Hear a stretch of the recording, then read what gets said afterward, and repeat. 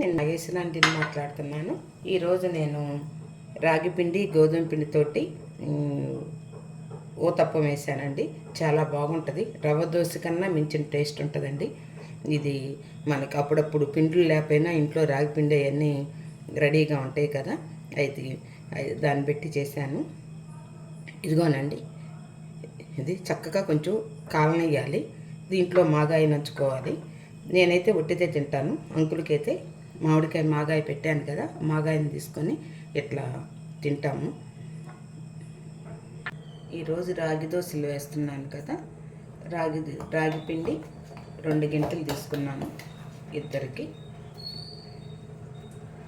గోధుమ పిండి 2 గంటలు తీసుకున్నాను.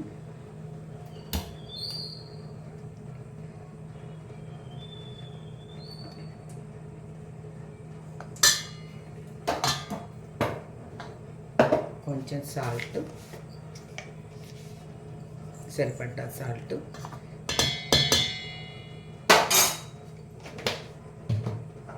కొంచెం లైట్గా బేకింగ్ సోడా, కొంచెం చాలండి, చిటికెడు.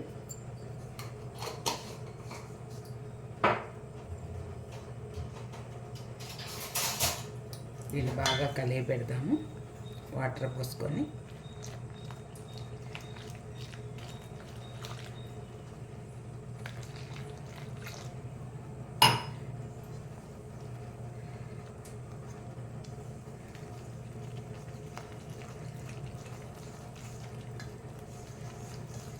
దీన్ని ఎంత చక్కగా ఎక్కువసేపు తిప్పితే అంత స్మూత్గా వస్తే అంత బాగా వస్తాయండి దోశలు.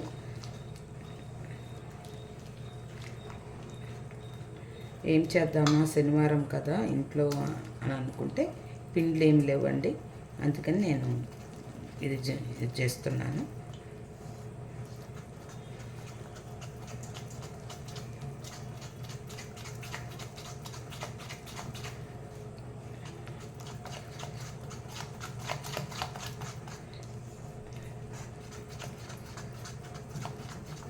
ఇది పక్కన పెట్టుకుందాము.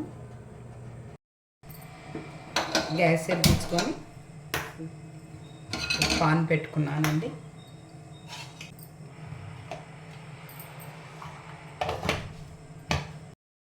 పచ్చెనపప్పు వేసుకుందామండి. తిరగమాతకి బాగుంటాయి వీటిల్లో. పచ్చెనపప్పు కొంచెం ఎక్కువ వేసుకుందాము. ఆవాలు కొంచెం తక్కువే వేసుకుందాము. జీలకర్ర మళ్ళీ ఎక్కువ వేసుకుందాము.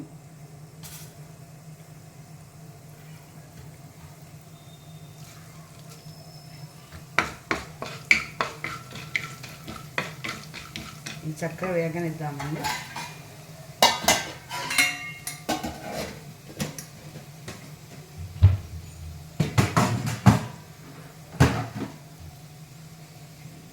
ఇంగ వేసుకున్నాము.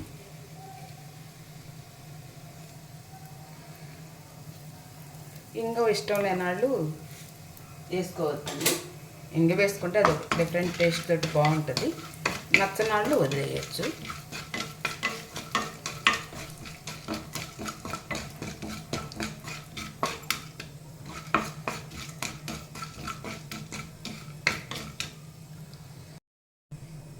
తిరగమాత వేగిందండి.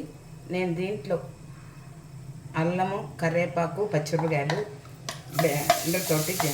బ్లెండర్ తోటి చేసి మ్యాష్ చేసానండి. ఇవి అయితే కొంచెం పచ్చివాసన పోవాలి కాబట్టి కొంచెం ముందు వేసాను.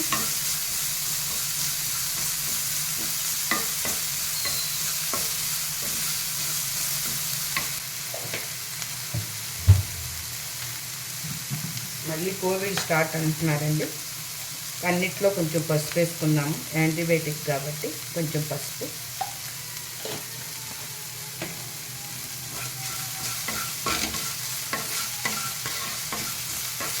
ఇది కొంచెం పచ్చివాసన పోయేంత వరకు, అల్లము పచ్చిమిరపకాయ కొంచెం పచ్చివాసన పోయేంత వరకు వేగనిస్తాము.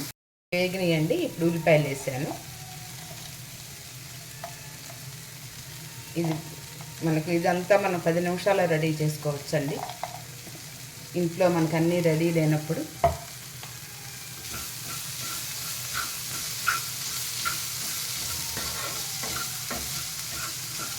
మరీ ఎక్కువ ఎక్కువ వేపించొద్దండి. మళ్ళీ క్యారెట్ వేసుకుంటున్నాను. ఎక్కువ వేపిస్తే మళ్ళీ రాగి గోధుమ అట్టు రుచి బాగోదు, కొంచెం మాడిన వాసన వస్తుంది. కొంచెం మెత్తబడేంత వరకు వేపించకలేము.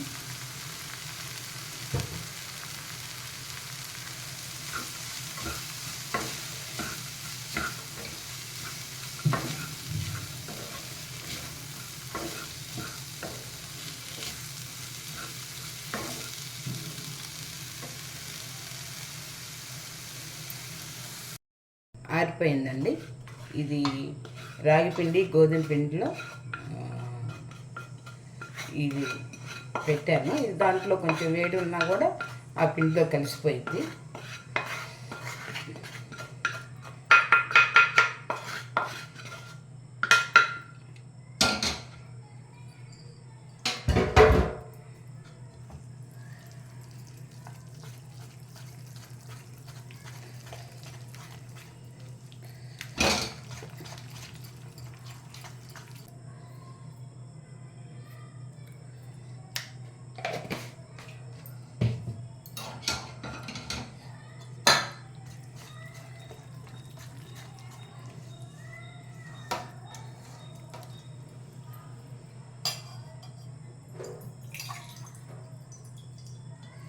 కొంచెం వాటర్ పోతాము.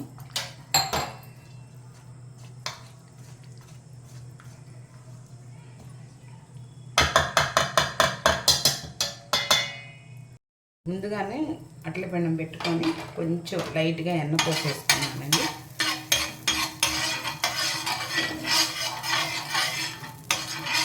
ఈ దోశ బాగా కాలాలండి, కాలకపోతే పచ్చిగా ఉండి బాగోదు.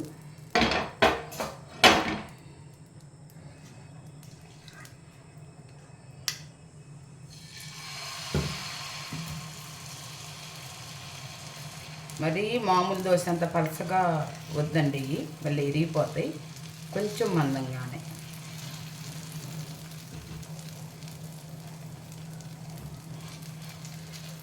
ఊతప్పంలాగా సన్న సగం మీద కాలనిద్దాము.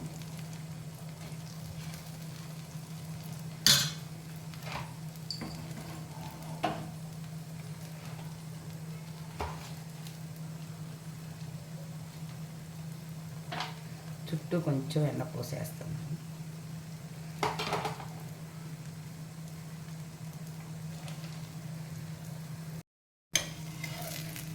చక్కగా మళ్ళీ ఇట్లా కొంచెం ఎలా పోసేసుకుందాం. తక్కువే పడిద్దండి, ఊరిని అట్లా వేసినట్టు కనబడుతుంది కానీ ఎక్కువేమి వేయట్లేదు నేను.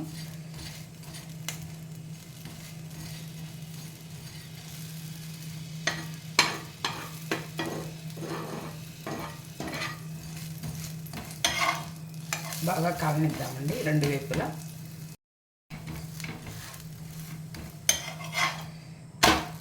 కాలకపోతే బాగోదండి, ఇది కొంచెం టైం పట్టిద్ది కాలడానికి. అంటే టైం అంటే గంటలేం కాదండి, కొంచెం హైలో పెడితేనే బాగోదు. చక్కగా నిదానంగా కాల్చుకున్నాము.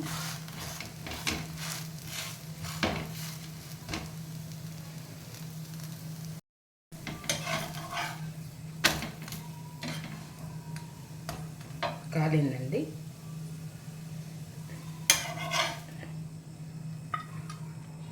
ఇంకోటి వేసుకుందాము.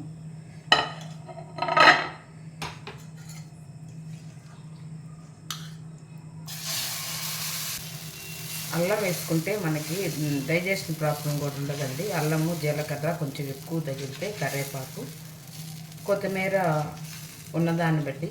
కొత్తిమీర ఉంది కానీ వర్షాకాలం కదా, నేను ఎందుకో వర్షాకాలంలో కొత్తిమీర ఎక్కువ ఇష్టపడనండి, అదంతా ఒక రకంగా ఉంటుందని. ఇప్పుడు ఎనపోస్తున్న వాటి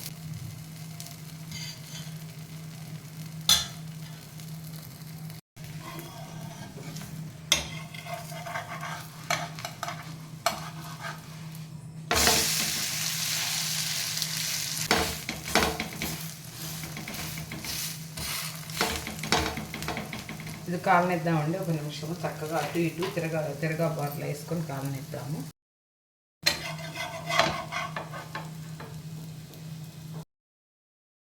గోధుమ పిండి ఊతప్పం రెడీ అయిందండి. ఇది కనుక మీకు నచ్చితే లైక్ చేయండి, షేర్ చేయండి, సబ్స్క్రైబ్ చేయండి. మీ నాగేశ్వర అంటే ఎప్పుడు మీ ఆరోగ్యం గురించి ఆలోచించి చేసే వంట అండి ఇది. ఇదేనా యూస్ కోసం చేసేది కాదు. ఇది నచ్చితే లైక్ చేయండి. ఉంటానండి. నమస్తే.